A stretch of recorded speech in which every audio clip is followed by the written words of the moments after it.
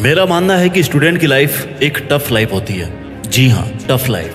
पूरे दिन बस पढ़ते रहो। ना कोई खाने का टाइम फिक्स है, ना कोई सोने का टाइम फिक्स है। स्टूडेंट्स ऑलरेडी प्रेशर में होते हैं और अगर प्रेशर में कोई कमी होती है ना तो उसको पड़ोसी, रिश्तेदार, जान पहचान के लोग, दोस्त, फैमिली, यहाँ तक कि माँ पापा उसको दूर कर देते हैं, प्रेशर और बढ़ा देते हैं। एक बेस्ट स्टूडेंट क्या होता है? ऑफ कोर्स जिसका रिजल्ट सबसे बेस्ट होता है, राइट? और सबसे बेस्ट रिजल्ट या बेस्ट आउटपुट किसका होता है? जिसका हार्ड वर्क या इनपुट सबसे बेस्ट हो। आज की वीडियो में हम बात करने वाले हैं कि एक सक्सेसफुल स्टूडेंट की वो कौन सी 8 क्वालिटीज है जो उसको डे टू डे लाइफ में मेंटेन करनी पड़ती है अगर उसको टॉप में रहना है, या कह लो कि उसके 24 आवर्स में कैसे उसका एक शेड्यूल होना चाहिए, क्या उसकी प्रायोरिटीज होनी चाहिए, उसका पढ़ने का तरीका कैसा होना चाहिए। आज हम इन्हीं सब बातों को 8 पॉइंट्स के जरिए समझने वाले हैं और आपको बहुत सी वीडियोस मिलेंगे जिसमें ये बताया जाता है कि ये करो, वो करो, ऐसा मत करो, वैसा मत करो। लेकिन आज इस वीडियो में आप कुछ अलग सीखेंगे जिसके बाद आप एक परफेक्ट डिसीजन ले पाएंगे।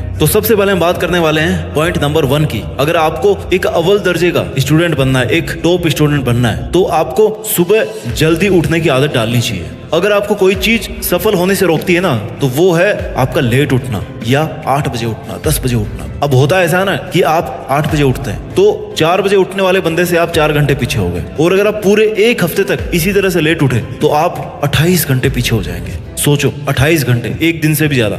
अब इसको मंथ के लिए अब इसको एक महीने के लिए कैलकुलेट कर लो, 1 साल के लिए कर लो, 10 साल के लिए कर लो, आपकी मर्जी है। यानी कि वो जो 1, 2, 4 घंटे जो आप डेली लेट उठते हो ना, लॉन्ग टर्म में जाकर के बहुत असर पड़ता है इन चीजों का। अगर आप सुबह टाइम पे उठोगे ना तो आप उस टाइम को यूटिलाइज कर पाओगे, आपका माइंड एकदम फ्रेश रहेगा, आपका फोकस उन सब्जेक्ट पे रहेगा, उन हार्ड सब्जेक्ट पे रहेगा जो आप दिन में नहीं कर पाते हो, जिनके लिए आपको बेटर कंसंट्रेशन चाहिए होता है, आपको एक बेटर फोकस चाहिए होता है। उन सब्जेक्ट्स को आप सुबह कवर कर सकते हो। तो ये क्वालिटी नंबर 1 है कि आपको सुबह जल्दी उठना चाहिए अगर आप एक बेस्ट स्टूडेंट बनना चाहते हैं तो। पॉइंट नंबर 2, सिलेबस को हमेशा ध्यान में रखो। अक्सर होता ही है ना कि सिलेबस को लेकर के बहुत बड़ा लफड़ा चल रहा होता है। हम कहीं से भी सिलेबस सर्च करके पढ़ने लग जाते हैं, यूट्यूब पर, गूगल पर या किसी भी साइट पर, वहां से सिलेबस उठा लेते हैं। बिना किसी ऑथेंटिक सोर्स के हम सिलेबस उठा के पढ़ने लग जाते हैं। सबसे अच्छा डिसीजन है कि जो सेंटर अपनी एग्जाम करवा रहा है उसकी ओरिजिनल साइट पे जाओ और वहां पर जो सिलेबस अपलोड किया गया ना उसका प्रिंट आउट निकालो। उस प्रिंट आउट में सब्जेक्ट के पॉइंट को पकड़ो,